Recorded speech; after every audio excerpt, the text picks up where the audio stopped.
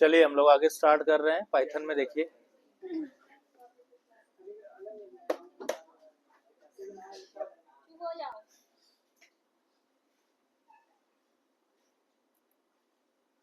चलिए पहले file open कर ले रहे हैं। जो फाइल थे हमारे कंट्रोल ओ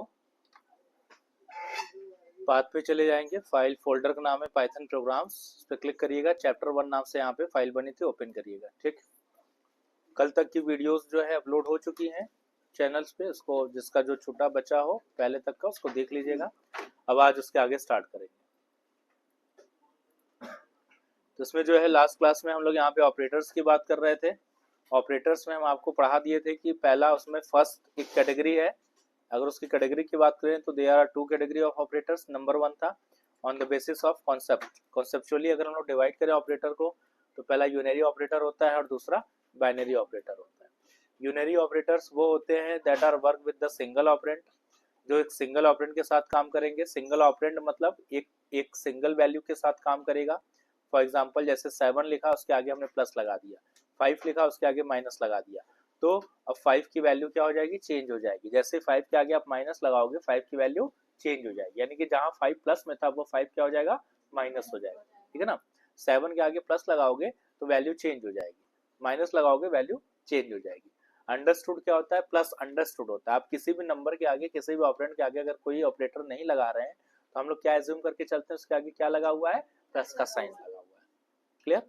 तो ऐसे ऑपरेटर्स जो एक सिंगल ऑपरेंड के साथ चलते हैं और उनको हम लोग यहाँ पे प्लस और माइनस दो यूज करते हैं, तो प्लस और माइनस बोलते हैं। बाइनरी में हम लोग बात किए थे यहाँ पे कि ऐसे operators that are work with the two operands, like जैसे यहाँ पे 1 और 2 हमें दोनों को ऐड करना है तो बीच में हम लोग प्लस लगाएंगे, लेकिन यहाँ पे जो प्लस है वो ट्रीट किया जाएगा किस तरीके से, यहाँ पे बाइनरी ऑपरेटर के तरीके से ट्रीट किया जाएगा। बाइनरी ऑपरेटर का मतलब होता है कि दो के बीच में दो को जोड़ना, कंबाइंड करना। ठीक है, इन द फॉर्म ऑफ चाहे एडिशन हो, सब्ट्रैक्शन हो, मल्टीप्लिकेशन हो या फिर डिवीजन हो, कोई भी केस हो सकता है। इस तरीके से कोई भी अगर ऑपरेटर हम लोग यूज कर रहे हैं और दो ऑपरेंड के साथ अगर वो चल रहा है तो इसका मतलब वो क्या है, बाइनरी ऑपरेटर। तो जैसे अगर हमने लिखा 1+2, यहाँ पे हम इसको बोलेंगे, पूरे सेंटेंस को, एक्सप्रेशन को बोलेंगे कि इसको हमें ऐड करना है या एडिशन देम 1+2, है ना। एडिशन करना होता है तो आगे लिखा होता है कि इनको एडिशन करिए। 1+2 को क्या करना है, एडिशन करना है। 2 - 1 को क्या करना है, सब्ट्रैक्ट करना है। उसको आप ये नहीं बोलेंगे कि उसको माइनस करना है। 2 - 1 दैट इज सब्ट्रैक्ट, है ना। तो यहाँ पे जब हम लोग उसी ऑपरेटर को अगर हम लोग बाइनरी में लेंगे तो ये हमारा उसका नेचर चेंज कर देता है और पूरी तरीके से फिर वो एडिशन, सब्ट्रैक्शन, मल्टीप्लिकेशन और डिवीजन में आ जाता है। यहाँ तक कल हम लोग कर लिए थे।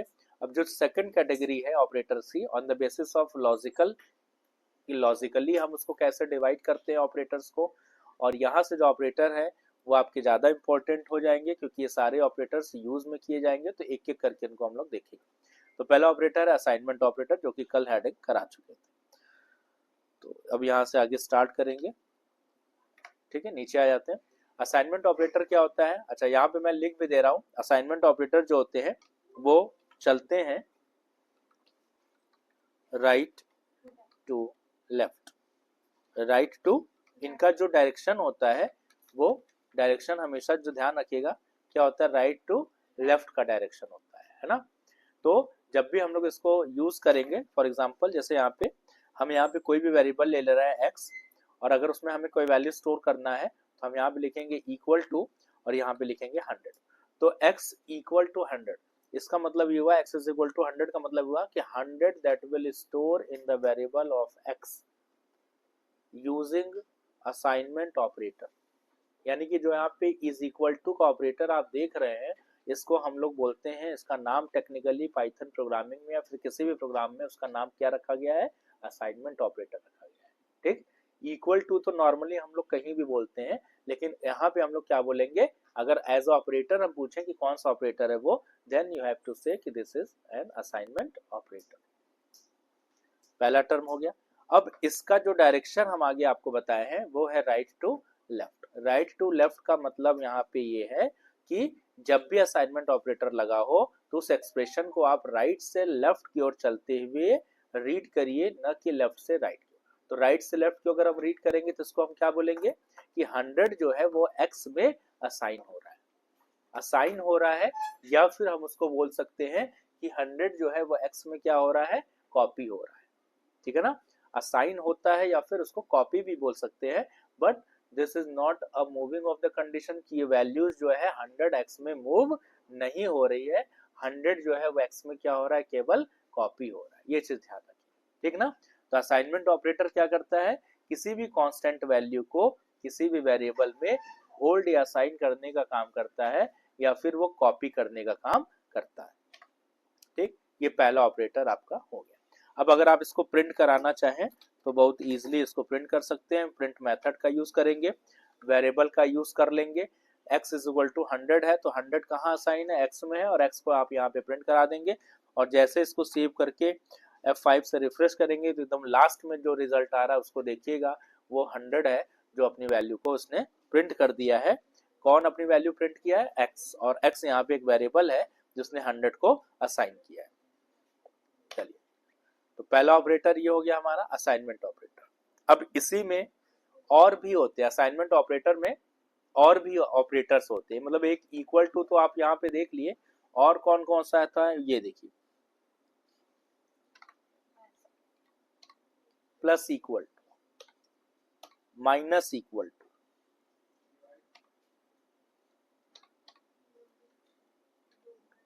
Comma, multiply equal to, comma, divide, यानी कि इतने ऑपरेटर भी इसमें दिए गए, असाइनमेंट में ही आएगा ये। तो पहला ऑपरेटर जो नॉर्मली हम लोग यूज कर रहे हैं, उसके अलावा ये सब है। इसको कैसे यूज करेंगे देखिए, तो यहाँ पे लिखा हुआ है x plus is equal to 10, ये लिखा हुआ है, पहला हमने यूज किया, प्लस इज इक्वल टू, ठीक। और यहाँ पे x की वैल्यू हम दे देंगे 10, नीचे आएंगे, x को प्रिंट करा लेंगे x, ठीक। इसको, इस लाइन को जब आप देखेंगे यहाँ पे भी असाइनमेंट ऑपरेटर चल रहा है, यहाँ पे भी असाइनमेंट ऑपरेटर चल रहा है, तो यहाँ पे जो असाइनमेंट ऑपरेटर है उसको कैसे लिखा गया है, प्लस इक्वल टू करके लिखा गया है ना, प्लस इक्वल टू है, ये भी असाइन ही कर रहा है वैल्यू, लेकिन कैसे असाइन कर रहा है, अगर इसको थोड़ा सा मॉडिफाई करें यहाँ पे तो हम इसको ऐसे लिख सकते हैं कि x is equal to x plus 10, समझे, ऐसे भी हम लोग इसको असाइन कर सकते हैं, यानी कि x plus is equal to जो 10 लिखे थे, इसको अगर हम चाहे सिंप्लीफाई करके लिखना तो हम इसको ऐसे भी लिख सकते हैं। तो यहाँ पे क्योंकि आपको ऑपरेटर हमें बताना था, इसलिए हमने इसको ऐसे लिख करके आपको बताया कि प्लस इक्वल टू का जो मतलब है वो क्या होता है कि x में जो वैल्यू है उसकी खुद की वैल्यू में वो 10 ऐड करेगा और फिर फाइनली वैल्यू x में जाकर के वो प्रिंट हो जाएगी। तो अगर हम इसको यहाँ पे रखें तो ये हम यहाँ पे क्या करेंगे, कमेंट लगा देंगे, ताकि अब वो समझने के लिए हो जाएगा कमेंट वाला पार्ट, और जो इधर हम लोग लिखे हैं वो हमारा एग्जीक्यूट करेगा। इसको करने के बाद अगर हम सेव करेंगे और रन कराएंगे तो बताओ इसका आउटपुट क्या आएगा, so x is equal to 10 है, x plus is equal to 10 और x को प्रिंट करा रहे हैं, तो रिजल्ट क्या आएगा, 20 आएगा, क्योंकि आपको दिख रहा है कि x की वैल्यू पहले से 10 है, और इसको जब वो कंप्यूटर सॉल्व करेगा तो इसको इस तरीके से सॉल्व करेगा, जैसे उसने इसको ब्रेक किया कि यहाँ पे x की वैल्यू रखेगा, x की वैल्यू ऊपर से कुछ उसको मिल रही होगी, 10 मिली, और फिर 10 में 10 ऐड किया, x की फाइनल वैल्यू क्या बनी, 20, नाउ दिस विल प्रिंट 20। तो यहाँ पे आप अगर देखेंगे तो जो लास्ट रिजल्ट आप देखिएगा इसमें वैल्यू आ जाएगी 20। तो ऐसे ही सेम इसी प्रोसेस में अगर हम लोग देखें तो minus equal to, multiply equal to और यहाँ पे डिवाइड इक्वल टू को भी चढ़ा सकते हैं। तो अगर हम इसको यहीं से बस कॉपी कर ले रहे हैं, या हमारे पास x की वैल्यू ऑलरेडी बनी चुकी है तो अब हमको x की वैल्यू लेनी नहीं है, हम यहाँ से बस कॉपी कर रहे हैं और कॉपी करके पेस्ट करेंगे, पेस्ट किया, पेस्ट किया, पेस्ट किया, ठीक। अब आप देखिएगा ये अभी पहला कैटेगरी चल रहा है असाइनमेंट ऑपरेटर का, इसमें सब आते हैं, प्लस हो गया था यहाँ पे कौन सा लगाएंगे, माइनस, यहाँ पे कौन सा लगाएंगे, मल्टीप्लाई, और यहाँ पे कौन सा लगाएंगे, डिवाइड, ठीक। x की वैल्यू यहाँ पे दी गई है, कमेंट भी हम थोड़ा सा सही कर ले रहे हैं यहाँ पे, प्लस माइनस मल्टीप्लाई और नीचे यहाँ पे आकर के हो जाएगा ये डिवाइड। ठीक, बाकी सब हो चुका है, सब ठीक है। x की वैल्यू यहाँ पे ऊपर दे गई थी, इसको हमें नहीं चाहिए तो आप इसको कमेंट लगा दीजिए। कमेंट लगाने के लिए इसको बंद कर दीजिए, अल्ट के साथ 3 प्रेस करिए, वो कमेंट लग जाएगा। अब हमारा जो भी एक्सप्रेशन सॉल्व होगा वो इस जगह से सॉल्व होगा। ठीक, क्योंकि ये खत्म हो गया, इसका काम बंद। तो अब अगर हम देखें तो इसका रिजल्ट क्या आएगा, पहले का रिजल्ट क्या आ जाएगा, 0। माइनस वाले में 10 आएगा, पहले का रिजल्ट आ जाएगा 10 + 10 यानी कि 20। ठीक है, दूसरे का रिजल्ट आ जाएगा, अब जब दूसरे में आप जाएंगे तो x minus is equal to 10 यानी कि x is equal to x minus 10। तो x की वैल्यू ऊपर से कुछ आ रही है अपडेटेड वैल्यू, उसको रिसीव कर लेगा ये। तो 20 माइनस 10 यानी कि क्या आ जाएगा, 10 आ जाएगा। अब जैसे ही 10 आया तो यहाँ पे वो x की अपडेटेड वैल्यू क्या आ रही है, ऊपर से 10 आ रही है। 10 इंटू 10 वो क्या हो जाएगा, 100 हो जाएगा। और फिर यहाँ पे जब जाएगा तो अपडेटेड वैल्यू उसको इसी को ब्रेक करा है, तो यहाँ पे ये लिखा हुआ है, इससे समझिए x मतलब 100 डिवाइड बाई 10 यानी कि क्या मिल जाएगा उसको, समझ में आई बात। इस तरीके से ये एक एक करके सारा सॉल्यूशन करेगा और यहाँ पे रिजल्ट सेव करके आंसर।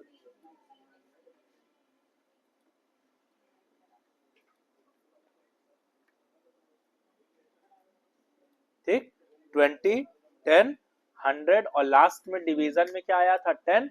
और हमेशा ध्यान रखिएगा, मैं आपको कल भी बताया था, परसों भी बताया था कि जब भी हम लोग डिवाइड करते हैं तो उसमें जो हाईएस्ट डेटा टाइप होता है उसी का नेचर वो उठाएगा। तो हाईएस्ट डेटा टाइप नंबर में कौन सा होता है, डेसिमल, यानी कि जिसको हम लोग बोलते हैं फ्लोट।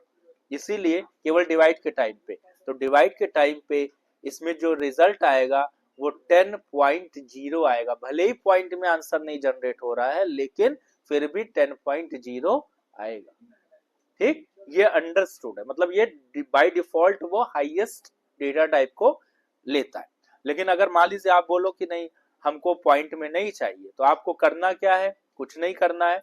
आप यहाँ पे जो x की वैल्यू प्रिंट हो रही है उसको, उसका पॉइंट हटाने के लिए हम लोग उसका टाइप कास्ट कर देंगे। तो कैसे टाइप कास्ट करेंगे, उसके आगे टाइप कास्ट के लिए ऑपरेटर लगा दीजिएगा। किसके थ्रू करना है, इंट में कन्वर्ट करना है, क्योंकि फ्लोट को आप इंट में कन्वर्ट कर सकते हैं नॉर्मली, है ना। तो हम यहाँ पे इंट के थ्रू उसको टाइप कास्ट करा जाएगा। और अब जब सेव करके उसको रन कराएंगे तो आप देखेंगे कि 10 में से 0.0 वो हटा चुका है। ठीक, इस तरीके से हम डेसिमल्स को नॉन डेसिमल में कन्वर्ट कर सकते हैं। तो ये पहला हमारा हो गया असाइनमेंट ऑपरेटर। दूसरा number,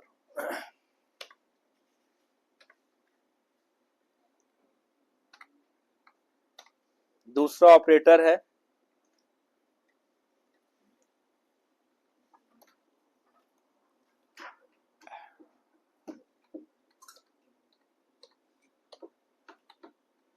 arithmetic operator. Arithmetic operator क्या होते हैं भाई, हाँ सभी लोग जानते हैं, प्लस है, माइनस है, मल्टीप्लाई है और डिवाइड। ये जो चार होते हैं इनको हम लोग अर्थमेटिक ऑपरेटर की कैटेगरी में रखते हैं। ठीक, तो ये जो है एकदम बेसिक से ऑपरेटर है जो हम लोग डे 1 से हमेशा पढ़ते आए, शुरू से पढ़ते आए, क्लास 1 क्लास 2 से पढ़ते आए। ठीक है, आप कभी भी कोई चीज करोगे तो डे 1 से ये चीज मिल जाता है कि भाई ये ऑपरेटर है, और वो वही है जैसे वहां करते थे वैसे यहाँ, है ना। तो इसमें कोई चीज नया नहीं है। तो बताएंगे तो इसमें जो है हम लोग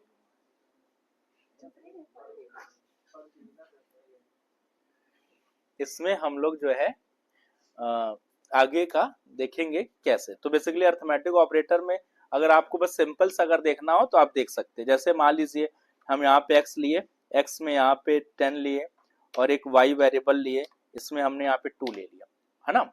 ये दो वेरिएबल ले लिए, दोनों में वैल्यू स्टोर कर लिए और यहाँ पे प्रिंट करके हम इसको डायरेक्टली यहाँ पे पास कर दिए। जैसे हमने यहाँ पे x प्लस वाई, ये देखिए प्लस का ऑपरेटर हो गया, अर्थमेटिक में प्लस हो गया। फिर आपको करना क्या है, इसको यहाँ से कॉपी कर लीजिए और पेस्ट करके रख लीजिए। हालांकि सबको मालूम है, इसलिए इसमें ज्यादा टाइम हमको नहीं लगाना, बस फटाफट देख लीजिए आप।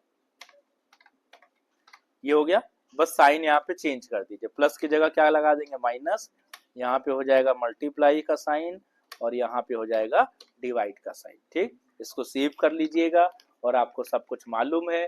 तो पहले का रिजल्ट क्या आ जाएगा 12, दूसरे का रिजल्ट आ जाएगा 8, तीसरे का रिजल्ट आ जाएगा 20 और चौथे का रिजल्ट क्या आ जाएगा 5.0 आएगा। ठीक, तो 5.0 को फिर आप वहां पे टाइप कास्ट करके अपने हिसाब से सही कर सकते हैं। ठीक है भाई, तो ये हो गया अर्थमेटिक ऑपरेटर।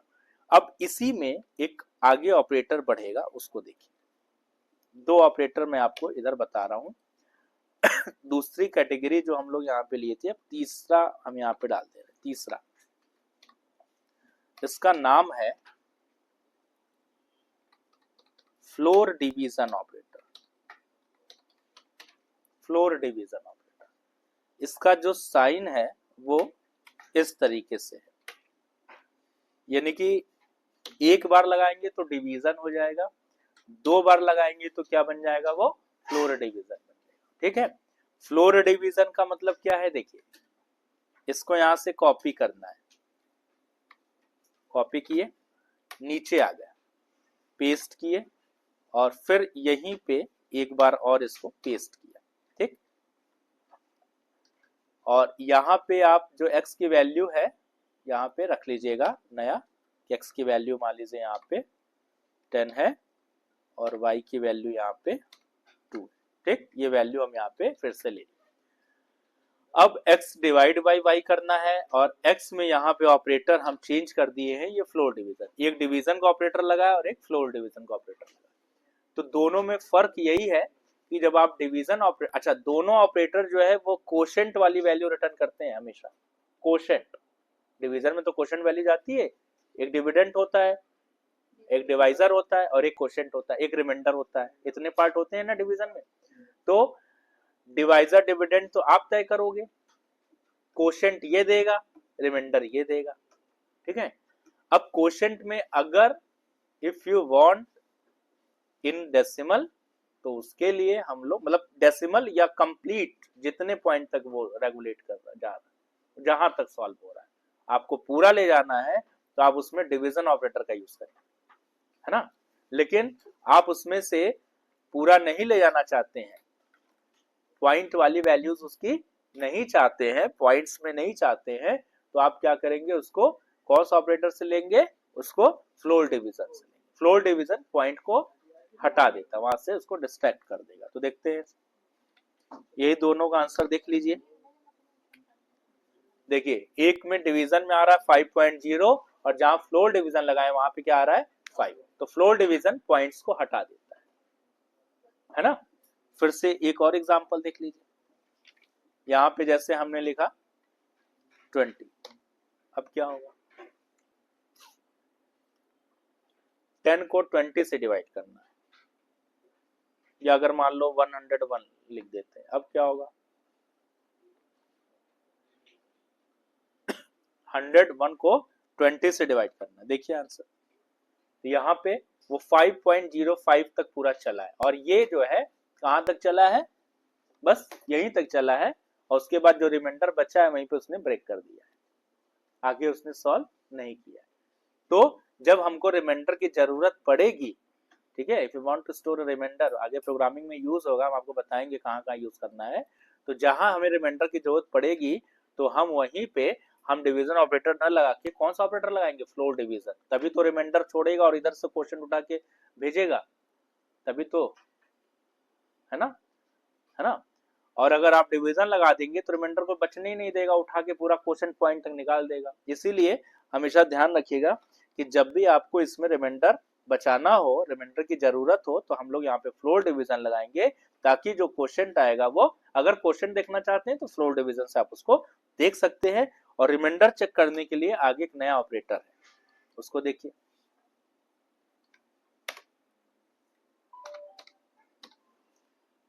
उसको रिमाइंडर ऑपरेटर, रिमाइंडर या उसी को हम लोग बोलते हैं मॉड्यूलस साइन, MODULUS, मॉड्यूल।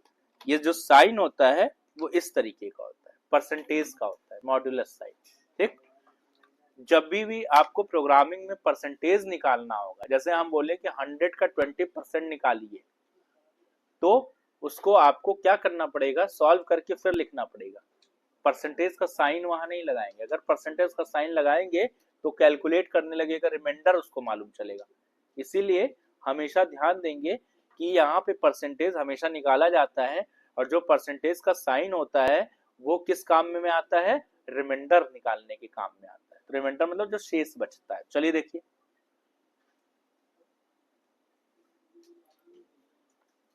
यहीं पे निकालते हैं, प्रिंट x mod y, यानी कि x mod y हमने किया। x को y से मॉड करना है, रिमाइंडर ऑपरेटर लगा के क्या आएगा भाई, है 1 आएगा, करेक्ट। यानी कि 101 को जब 20 से डिवाइड करेंगे तो 25 जा 100, 0 बचा, रिमाइंडर 1 उठाया।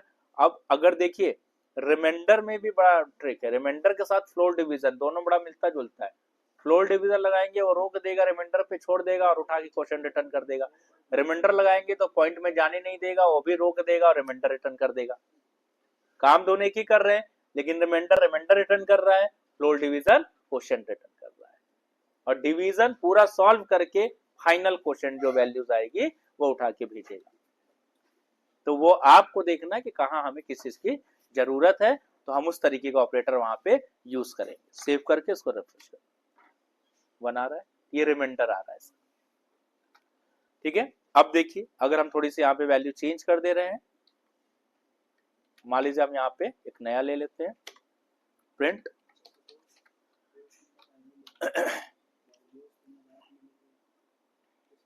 $50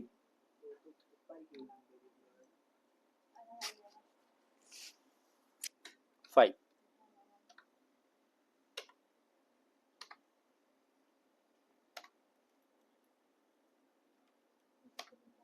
$51 divide by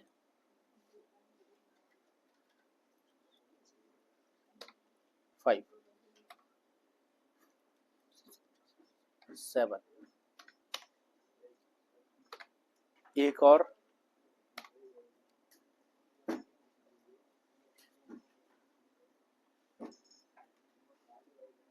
5,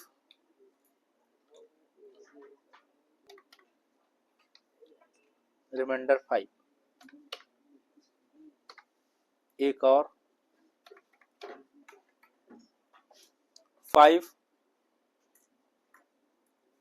reminder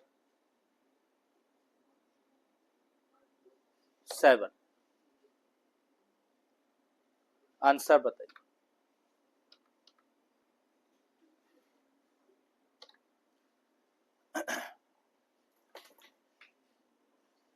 x mod y, answer अभी देख लिए हम लोग क्या आ रहा था, 50 mod 5, 50 को 5 से डिवाइड करिए और रिमाइंडर निकालिए, 0 आ जाएगा। ठीक, 5 10 50, 0 बचा, 7 7 49, 50 51, 2 बचा, तो रिमाइंडर ये 2 भेजेगा। 5 को 5 से डिवाइड करेंगे, 5 एकम 5, 0 बचा, ये क्या होगा, 5 को 7 से डिवाइड करिए और रिमाइंडर ऑपरेटर लगा है, पॉइंट में नहीं जाएगा, क्योंकि पॉइंट में ले जाएंगे तो डिवाइड ऑपरेटर होना चाहिए, यहाँ पे डिवाइड ऑपरेटर है नहीं। रिमाइंडर ऑपरेटर का काम ये होता है, रिमाइंडर देगा, और रिमाइंडर देगा कब, जब पॉइंट में नहीं जाता है, तभी तो रिमाइंडर बचता है। 5 को 7 से अगर हम लोग डिवाइड करेंगे तो क्या आएगा भाई, 2। वाह भाई, ये मैथ पढ़ाई हुई है।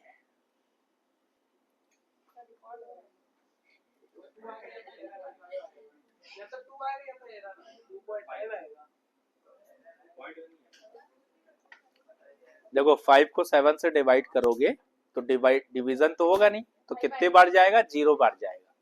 तो जब 0 बार जाएगा तो 0 लिख के माइनस करेंगे 5 से, तो क्या बचेगा? 5 ही तो बचा। यही तो पढ़ाई लिखाई करते थे हम लोग, कुछ और पढ़ते थे। सेव कर लेंगे और यहाँ पे 5 आ गया सारा आंसर। ठीक, तो ये रिमाइंडर ऑपरेटर। नेक्स्ट देखिए, एक और बता दें आज। अरे देखो सब, एक और देखो,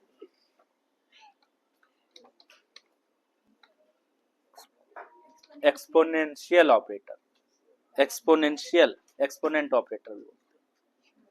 ये जो होता है, इसका जो सिंबल है वो 2 बार लगता है, यानी कि जो 1 बार लगाएंगे तो क्या करेगा? मल्टीप्लाई, और 2 बार लगा देंगे तो क्या कर देगा? एक्सपोनेंशियल, मतलब वो पावर कैलकुलेट करना शुरू कर देगा। फॉर एग्जांपल देखिए,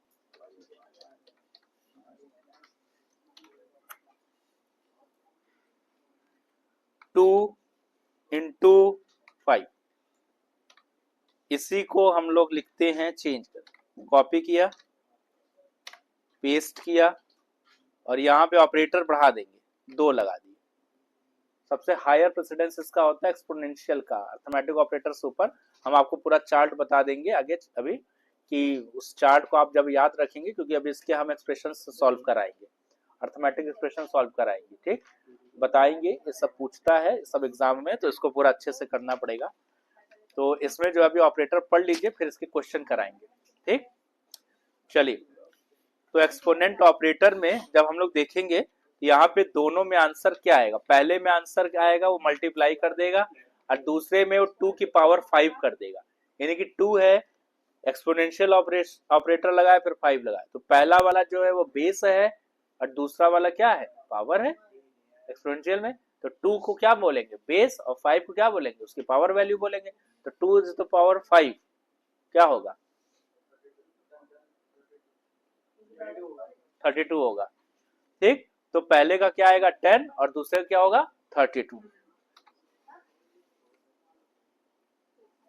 ठीक, अब बताओ,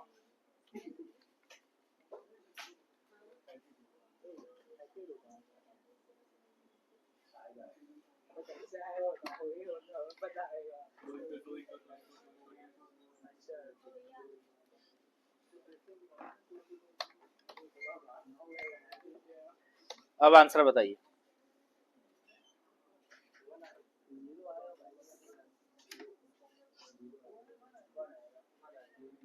टू इंटू 0 और 2 एक्सपोनेंशियल 0, पहले का आंसर क्या आएगा? 0, और फिर 1 आएगा। 1 क्यों आएगा? क्योंकि अर्थमेटिकली प्रूव हम लोग कर चुके हैं कि अगर पावर 0 है तो बेस क्या बन जाता है? 1 हो जाता है। पावर अगर 0 होता है तो बेस वैल्यू क्या हो जाती है? 1 में कन्वर्ट हो जाती है। तो इसमें क्या आएगा? पहले में मल्टीप्लाई कर देगा 0, और दूसरे में क्या आ जाएगा? 1 आ जाएगा। इसको सेव कर लीजिए, रन कराइए, 0 और 1। ठीक, तो हमेशा ध्यान रखिएगा, अगर कभी भी पावर 0 दिया होगा, ये जो बेस कुछ भी होगा वो क्या बन जाएगा? 1 बन जाएगा। तो आंसर क्या आएगा? 1 आएगा। ठीक है ना? और इसमें क्या होता है? इसमें तो आपको मल्टीप्लाई होगा, तो सीधे अगर किसी नंबर को 0 से मल्टीप्लाई करोगे तो क्या आएगा? 0 आएगा, तो वहां पे 0 आ जाता है। और किसी नंबर को 0 के साथ ऐड करेंगे तो क्या आएगा? किसी नंबर को 0 के साथ ऐड करेंगे तो क्या आएगा?